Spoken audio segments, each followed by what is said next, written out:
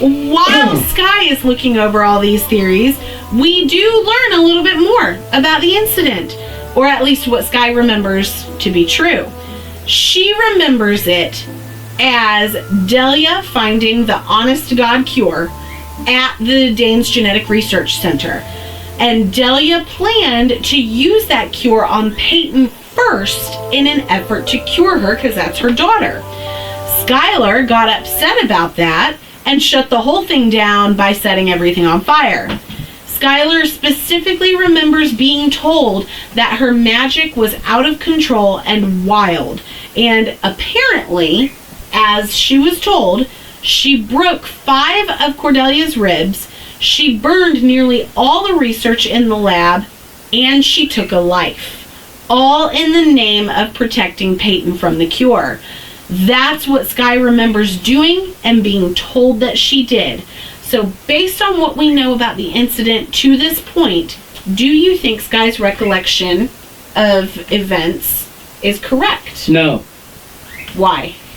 So young, still not having any control. That's true. She admits that she was not. So you knew, so Kordelia knew this. Mm-hmm. You do not sit there, if you're going to do a cure on Peyton, you do it away from the volatile situation. All the other family members. Yeah. You know, hell, if anything, you know, walk by and then just keep on going. Something like that. She made that situation dangerous because obviously she already knew that Skye had these abilities. Oh yeah. And was very defensive and very protective of her sister, even though her sister was older. Yeah.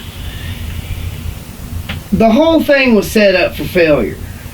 And so you can't, I don't think it was necessarily her fault. Okay.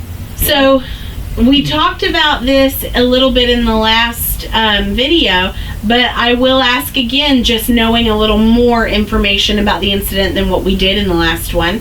Whose life now do you think Skyelar took in order to protect Peyton? Especially knowing that it was in order to protect Peyton. Whose life do you think Skyelar took in the incident? Her sister that was being created. So we still think there was another sister? I think so. Okay. There's something. Okay. There's something. You got something going on. I do have something. There's something that I'll never tell. We don't know yet, but as fate would have it, one particular blogger claims to be 100% certain that Skye's recollection of events for the incident is wrong. This conspiracy blogger insists that Skye was just another victim because there is actual record that she was treated at Healing Hands Hospital for smoke inhalation and a concussion directly related to the incident because she got pulled out of the building. And the blogger has copies of the medical report to prove it and uploaded it onto the site.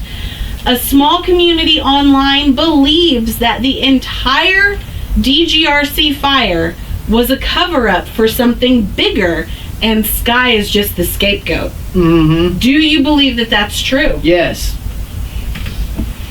Yeah. Yeah? Yeah, I believe, like I said, the depths that Kordelia would go for her wonderful research, that she would scapegoat her own children.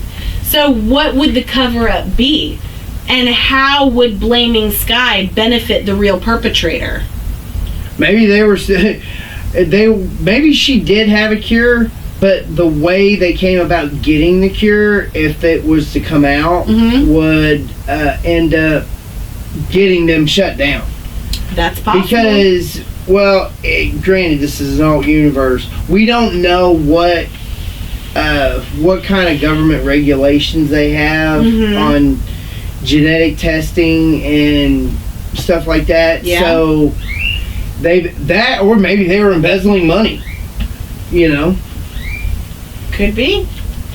Well, The blogger in question that says, I know exactly what happened or whatever, refers to Sky as an angel. And she instantly knows that it's Nole because that's his pet name for her. Does that surprise any of us? No. So Sky heads to Verham Labs to see Nole. She knew he was there because he was trying to get Delia to sign the divorce paperwork. The judge needs the divorce paperwork. Cordelia, sign it. I'm too busy. Yeah. I'm curing the world. Yeah. Leave me alone. Sky walks in just in time to scold Cordelia for acting like a child, and Sky ends up magically forging Cordelia's signature. No sweat off her back. She don't give a fuck.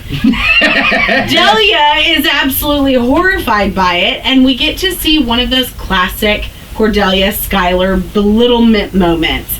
Sky accuses Cordelia of hating Nole, so why bother holding on to a dead marriage? And Cordelia fights back with, well, I never actually hated Nole, I only ever hated you, referring to Skyelar. Wonderful mother there. Isn't it? God, you just really feel it right here. She feels deep, you know? Yeah. Mother of the year. You know, right? She won it a couple years in a row. I believe it. For once, though, Skyelar doesn't let that comment bother her. She just lets it roll off her back and ignores it. And I think she's kind of dead to that comment. You It's would like- have to be for all this time.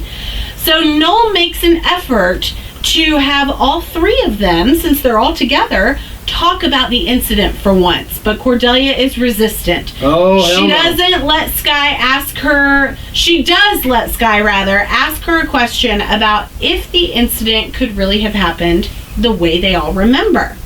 But Delia gets immediately offended, and she says it's ridiculous of Skyelar to even ask that because there's no way... Here's another piece of that incident puzzle. There is no way Cordelia could forget what it feels like to be crushed by burning debris. And here's the real kicker. Delia says that some days when she thinks about that baby, she wishes Skyelar had killed her. What baby? Whose baby? What the fuck is Cordelia talking about? That genetically So modified. that lends a lot of credibility to your theory. I think so. Well, okay. If you go by that and think about it, they're trying. She has a cure. Mhm. Okay. Let's just say, for the sake of argument, it's a genetic clone of sorts. Okay. Sky was the first test. Okay. Yeah, went you got mixed results. Yeah. In the way you didn't want. But they learned enough from that they were able to sit there and recreate it. And this next baby was the cure. The had the blood that could sit there and do it. Whereas Sky's could, well, basically make her super powerful. Yeah. This would actually cure whatever genetic anomaly creature is, whether it's Okay. sanguis. So it was like the cure-all for every species. But it was easy to use because it was already there. It had blood to it. Yeah. Whereas instead of just being a shot. Okay. Of course, Nole tries to calm Cordelia down, but the damage is done. And she leaves the room and cries outside the door while Sky finishes talking with her dad.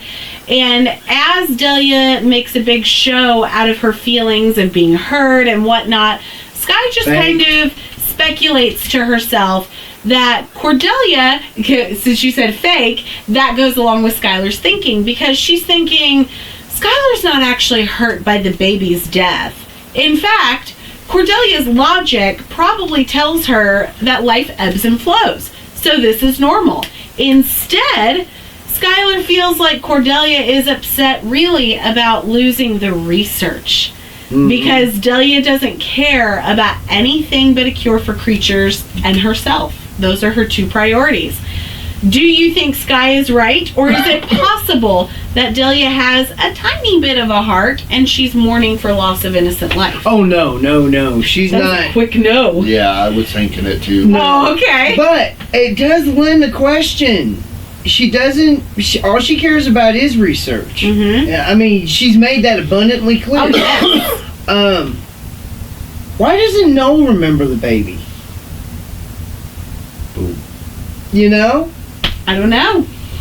And that's This whole incident is just so... It's got so many layers to it, and that's what begs the question that, okay, everybody has a different take. Yeah. Somebody's manipulating them. All of them. And Kordelia's got something to do with it. What a powerful being to be able But to who? manipulate it all. Exactly. Who? Who is really doing Elias this? would be a good candidate because he's old, he's been around, he's powerful. But she didn't meet him until after the incident. True. But just because that's when she met him, Doesn't mean he wasn't around. because Just like remember he was Aezra, building the bar. hanging, how he hung around and everything else. And the magic of that mountain is like a beacon for Yeah. people of various Creature species. creature species and magic. Yeah. Well, when Skye is alone with Nole, she asks about the blog. She's just upfront about it, asking about the blog. And Nole confirms, yes, it was he who wrote it. He lets us, the reader, know that when the incident happened, interestingly enough, he and Delia were separated and starting the divorce process. So, okay, now we're getting into some really weird shit about the incident. Yeah. Because that day that it happened, Rhaegal had called Nole to say, Kordelia's in surgery, 5 broken ribs, here's what happened to the lab. And Nole says that as soon as Rhaegal called and started talking about it, he immediately fell into this haze. And it was like the life he lived before that phone call was nothing more than a dream or a movie that he saw. Skye can definitely relate to that feeling because Aezra did something similar to her, as we've talked about. But Nole's was worse somehow because he recounts that when Rhaegal said Skyelar's name for the first time, she just sort of appeared in his memories like she's been there all along. Naturally, Skye wants to know how she ended up in the hospital with a concussion and smoke inhalation. Nole has no idea except for the report, but he's willing to bet Kordelia knows. Do you think that's why talking about the incident makes Kordelia so uncomfortable? Oh yeah, she knows everything. Is it easier I bet for her to blame Skyelar? Yeah. I think honestly it was a trap. They're doing the long game Okay. to get what they want, and what happened is that James, Cordelia, and at least a couple others were all involved, and what they did is she may still have the research and she's just lying to everybody saying, Okay. oh, my poor research, and really she probably still has it, but there's 2 pieces of it that she really didn't have. Yeah. But in order to get what she needed, she had to destroy the lab to make it, to basically scare everybody so she can get more money, Okay. so she can continue the research. And because if you notice, she had a small research facility, And now all of a sudden, blew that up, and Yeah. now she has this basically CIA headquarters Yeah. underneath Yeah. the hospital. yeah. Well, you can't do that without a whole lot of money. Oh, for sure. So- You know the Jerichos have it. Jericho's have it, but she had to get it from somewhere else. Okay. Not just from the You think it was an Jerichos. insurance scam then? Could have been. Skye then asks the next question that we all want to know when we find this out. Why didn't Nole just tell Skyelar this instead of writing the damn blog? So, Nole kind of gives us some of his reasoning, which I will share with you. He says it's because he was afraid to be wrong about it and hurt Skyelar all over again. But Sky confirms, no, Dad, you're onto something because Peyton and I are not genetically related. And this new knowledge about her life, or lack thereof, makes Sky feel like a complete imposter.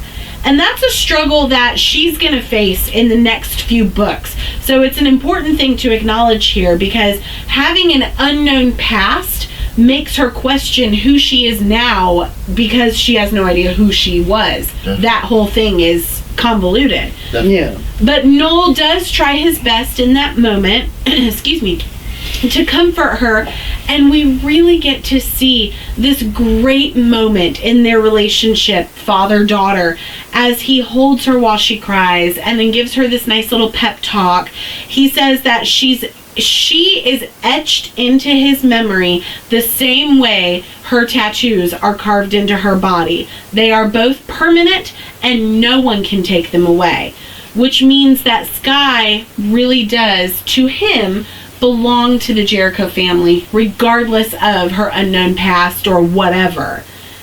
So that comforts her, but then she also has this weight of Elias hanging on her, and that's a really heavy Elias, weight. Exactly. So she starts trying to feel like she blew her chance with him, saying her heart feels so empty. Nole tries to tell her, just be patient, Sky. And she starts then listing all the burdens that she's carrying. Everything from Elias to the Peyton anomaly, to this new life development, to the conquistadors. All of it is just now, she's kind of feeling the stress of it all. And Nole does what he does best and just tells her, be patient, focus on one thing at a time, because it sounds like, it really does sound like a lame, atypical dad thing for him to say, and it might not have an impact on her, but we have to remember how close Sky is with Nole and how much she respects him. So when Nole lays out exactly who she is to him by saying, you're my daughter, you're Peyton's sister, problem solved. And move on to the next thing. And the fact that Peyton doesn't even hold anything against her, yes. she looks at her as her younger sister. And especially knowing they're not genetically related, she still calls her sister. Yeah, she says, I don't care. So Nole's affirmation is, this is who you are. Problem solved. Okay, what's the next one? And trying to prompt her to show how easy it is to just be comfortable in her own skin. But Sky does not believe it at first, and Nole tells her, seriously, just focus on what your heart wants.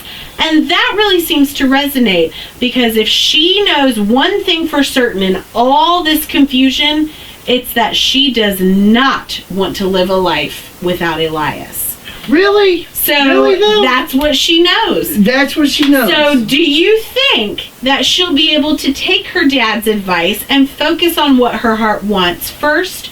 Or do you think she's too worried about all this new information and she can't let her heart lead for very long? I don't think it's the information that's the problem. It's just, I think what she's telling herself and what her brain and her heart's telling her, her body is not following. Okay, gotcha. Because, she says, oh, I can't have a life without Elias, but she's letting Aezra in and rolling around with him. That is complete opposite. So obviously her brain and heart are not talking. And she's got a lot of guilt over it too. Well, she should have guilt. Yeah. If she thinks that Elias is it, then she should, not even let Aezra within a quarter mile. Yeah. And say, look, and forcefully, through her magic, push through to Elias and say, look, we need to talk now. I don't care. Or, she uses her power, blows through creature comforts and says, meeting's adjourned. I need to talk. Yeah. You know what I mean? Yeah. And here she is. Oh, what do I do? What do I do? And it's like, I get it. She's having a girl moment. Yes. But nobody's around helping her. I mean, her father obviously says focus on one problem at a time. But that's it. And that's one thing I've noticed about these books is her character gets stronger when she has support around her. Yes. And when everybody leaves is when the leech comes into play. And he's very much, actually, not a leech. He's a snake. Yeah. It's just like Eve and the apple grass. tree. Yeah. How interesting. Tree of knowledge. How interesting. Oh, that's such a good conversation for when we get to Aezra. Because He's not Judas, is he? Y'all are on to more than what, no, he's not Judas. Y'all are on to a little more than what you realize. You're dancing around it because you don't quite know where the bullseye is. So you're like shooting, you're like blind shooting archery. You're just like hoping you hit, but you're doing a very good job at coming up with some stuff. So Skyelar comes home from seeing her dad, and a little while later, Peyton shows up in a rage of fury because guess who's back? Back again. Derek's back and alive. And for a brief bit of background here, Peyton was at home. This happens earlier in the book before we get seen Skyelar. Peyton was at home with Wes, and she informed him, hey, Mom said I'm getting a human protection agent today, which the Human Protection Agency is the task force that Sebastian set up after James got shot at the end of Veiled Commandments. So, Derek... Great scene, by the way. Yeah. Derek is Peyton's ex-fiancé who went missing a month before their wedding just over 4 years ago. So now that we're all caught up, Skye is just as surprised that Derek is back as Peyton. But she's not handling it quite as dramatically, of course. Her solution, Skye's solution, is to just toke up so that Peyton can relax.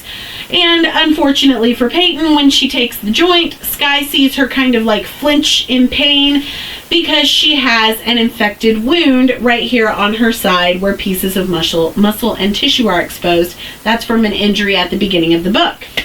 Skye is surprised that Peyton isn't laying on the floor dying, but her wolf has done a really good job of protecting her. So Skye puts together a quick paste to help kind of heal the wound and extract whatever might be in there, and they start to talk about Derek Noble. Skye finds out that Derek has been assigned to her as the HPA instead of Peyton at Wesley's behest.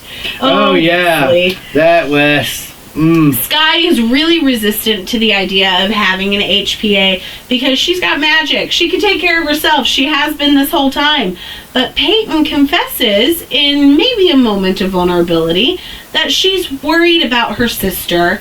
There's that again, where she's still calling her sister. She's worried about her sister because Elias hasn't been around. And suddenly, this turns into a conversation about why Skye just won't tell Elias how she feels. Skye works really hard to avoid the questions and just looks at a sample tissue from Peyton's wound instead. And as it turns out, because the whole subject gets changed with this, because Skyelar won't talk, the infection that Peyton had is almost the exact same anomaly that attacked her last month. But there's a weird distortion that makes this one different. So Skye thinks that it's a feral. And in spite of that, though, she does not see any evidence that Peyton is at risk for turning feral herself. But Peyton offers to stay with Skye to help her try to sort out what this thing is. But Skye has to reject her because she has other plans. As we know, she made plans to see Aezra and break up with him. What do you think this anomaly is that she just found with the little distortion? We know that zombies are the primary cause of ferality, so is that what attacked Peyton at the beginning of the book? Do you think that's what it is? No. I think it's something that Verhome Labs has fooled around with. They may not, because obviously they're trying to find a cure. Yeah. But they could be using creatures to sit there and as a way to test.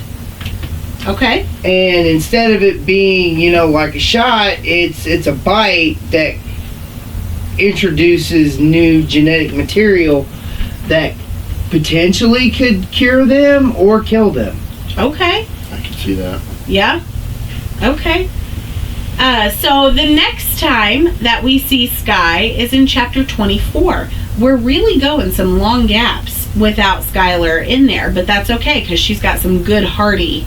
She's got some good hearty stuff, yes. But there's a lot of stuff moving around her yes. that is going to impact her life. So yes, you got to see where the storm's coming from. Exactly.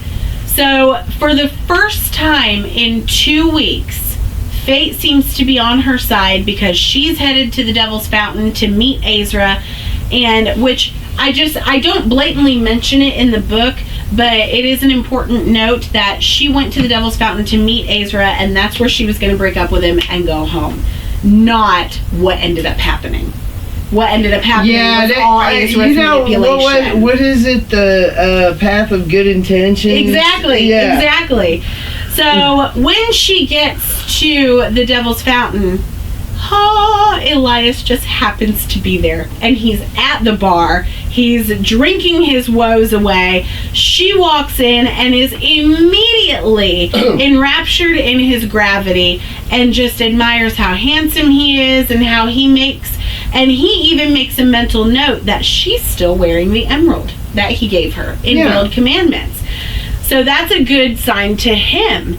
Sky goes over to him, pulls him in her magical focus bubble. Eli takes her hand. That small spark comes back, shocks their palms, something we've seen happening over and over again. We're not quite sure what it is, but we've got some ideas. They share a nice private reunion in this focus bubble where they just touch their foreheads to each other, and she leans into him as he puts a hand on her cheek, and they really, really want to just steal this moment, but they're interrupted by Aezra. Bum, bum, bum. So for the first time, Sky is the one to pull away from Elias, from the intimacy that she's creating with him. And Aezra, in a dramatic show of whose balls are bigger, Aezra grabs Sky by the arm, swings her around, and catches her in a sloppy kiss that she doesn't even want. See? This is the reaction Aezra makes people have. And Aezra doesn't even give Sky any opportunity to say a single word to Elias or anybody. Overcompensating. Oh, for sure. And he's trying to prove a point to Elias that he won. And ends up just taking Sky after that kiss, just takes Sky outside. She can't even say goodbye to Elias. All right, so Aezra takes Sky outside to go into his car because they can't stay at the bar now. He feels threatened by Elias. And CJ, of all people, intercepts him. She is trying so hard. Just a background on why CJ's even there. She is trying so hard to get Aezra to donate some of his blood to the creature cure cause because she wants to use it on her father, who is a zombie. Aezra is absolutely refusing, which is actually really good of him because we don't know what she would do. And Aezra basically just blows her off and makes it look like he and Sky are back together just to aggravate CJ. Catch up on the Angel of Death series today. The first 4 entries are now available directly at StevieJoAuthor.com.